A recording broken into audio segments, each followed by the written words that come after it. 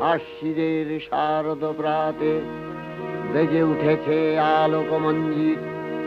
ধরণীর বহিরাকাশে অন্তরিত মেঘমালা, প্রকৃতির অন্তরাকাশে জাগরিত জ্যোতির্ময়ী জগন্মাতার আগমন বার্তা।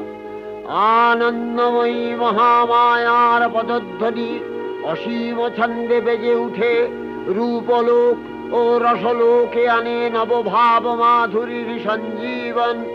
তাই আনন্দিতা শ্যামলী মাতৃকার চিন্ময়ীকে মৃন্ময়ীতে আবাহন।